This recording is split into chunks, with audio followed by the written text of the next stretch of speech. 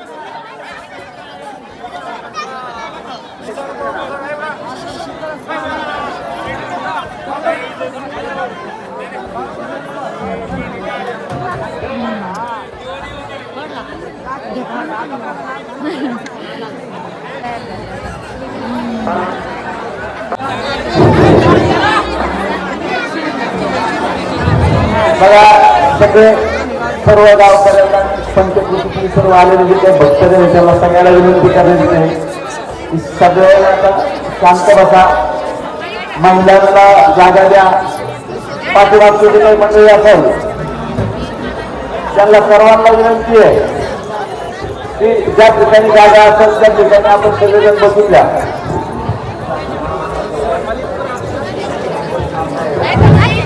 आपण दरवर्षीप्रमाणे यंदाही आपली यात्रा चंपाषष्ठी आपण चंपाषष्ठीला जो आपल्या नवीन मंदिराच्या जुन्या मंदिरात आपण घेऊन जाण्याची प्रथा आहे.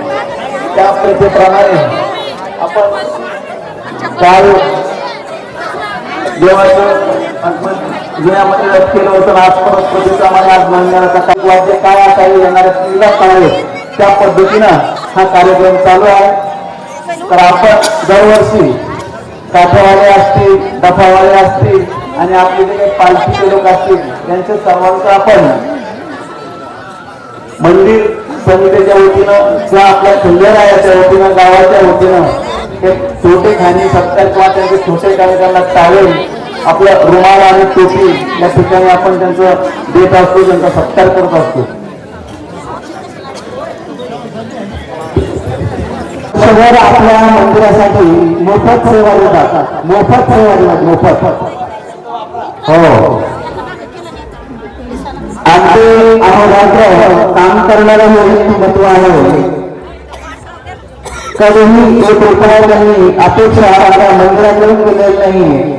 स्वतःचं काम बंद ठेवून या मंदिराच्या कामासाठी ते अहोरात्र झटत असतात. श्री कृष्ण अशोक पैठणे.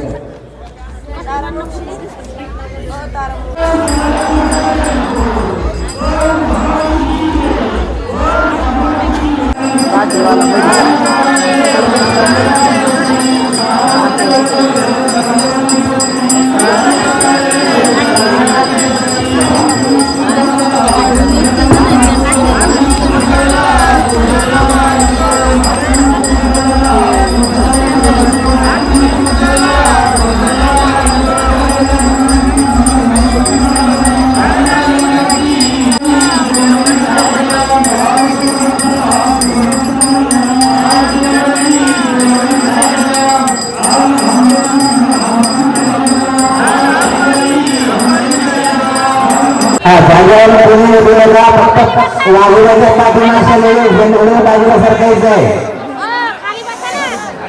हा, पाठीमागचे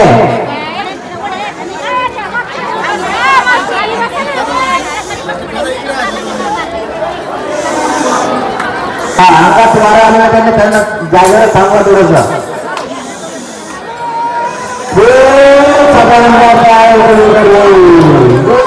भवानी की जय.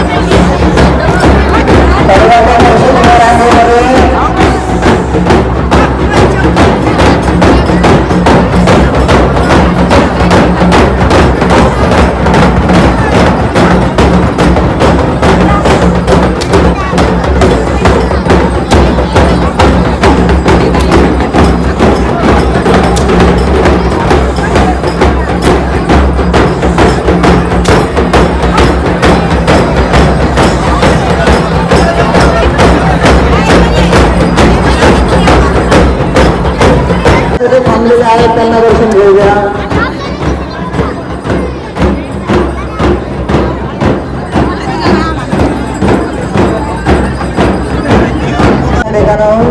महिलांना दर्शन घेऊ द्या.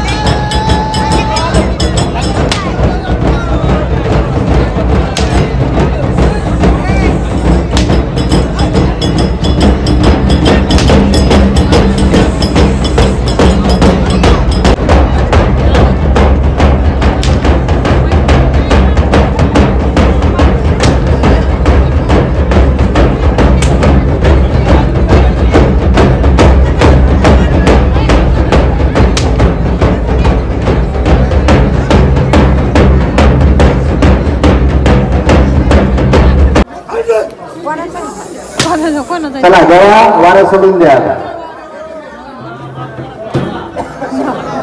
माफ करा जय सदानंदाचा जय, जय भवानी जय, जय महात्मा